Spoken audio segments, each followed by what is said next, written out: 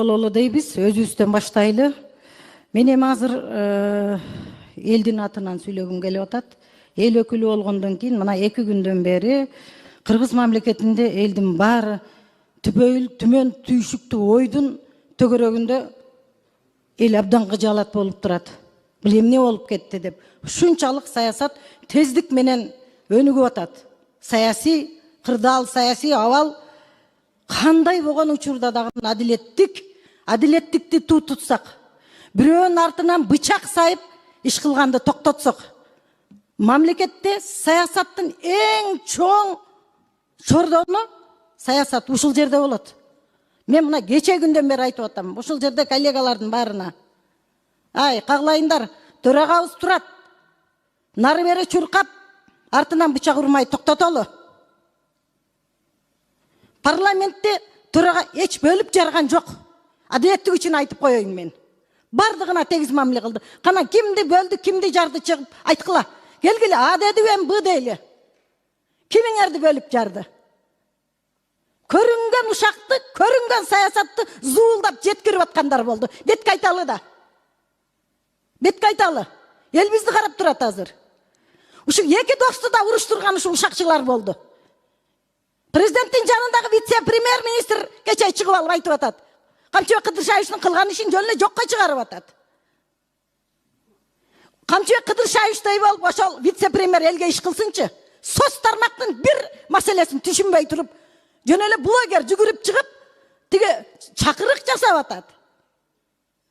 Кимдир бирөө элди бөлүп жарып салгандай. Кана элдин бөлүп жарылганы? Эл бөлүнүп жарылган жок. Каглайын, кыргыз элинен айланайын. Эл бөлүнгөн жок. Элди бөлүп жарган, мо саясатты кылган ушул бийликтегилер болуп атат. Ошол вице-премьер элди бөлүп жарып атат. Чакырык жасап атат. Мен дайыма адилеттикти айтам. Тарых үчүн айтып коелу.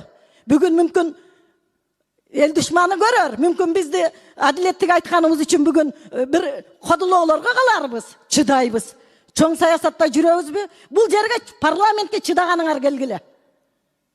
Кээ-бирлер жүрөт, комфорт зонадан чыкпай. Мамлекеттин майнасын алып атат. Ошонусуна курсан.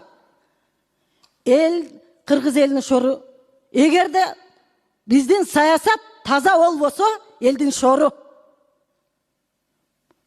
2 дос деп, мына эл 2 дос деп эркелетип айтып коет. Жакшы маанисинде. 2 достун ынтымагындан бузгандар болду. Кана кимин Камчыбек Кыдыршаевичтей чегараны чечүүдө мен ошол вице-премьерлерге айтар элем. Кыйын экенсиң, социалдык маселени биринчи орунга коюп койбойсуңбу? Президентке күйөр экенсиң, элге күйөр экенсиң. Бүт проблема социалдык маселелерде жылган. Оюңузду аягына чыгарып алыңыз. Ошон үчүн парламент чоң аянтча президент менен Камчыбек Кыдыршаевичти ымалага келтирип, ынтымакка келтире турган ушул жербиз. Кегиле бир кайрылуу кылалы. Токтотолу. Эл бир атасынан айрылып калгандай абдан кыжаалат болуп чалып атышат. Токтотолу, эми ачуучундукты кимдир бирөө айтыш керек.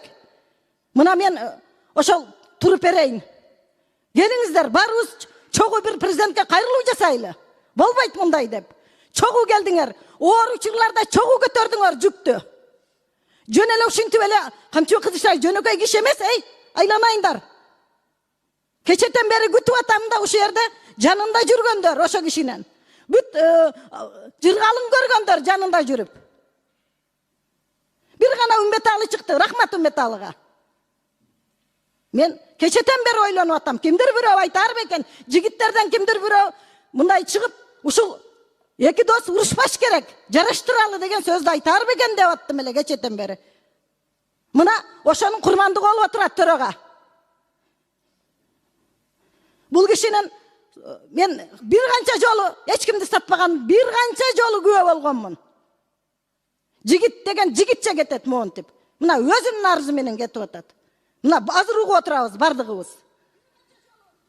Ошон үчүн мен келиңиздер, эми жогорку кеңеш чоң аянтча берге келип эле күн өткөрүп, күн тартибин карап коюп кете бербестен саясатка аралашалы.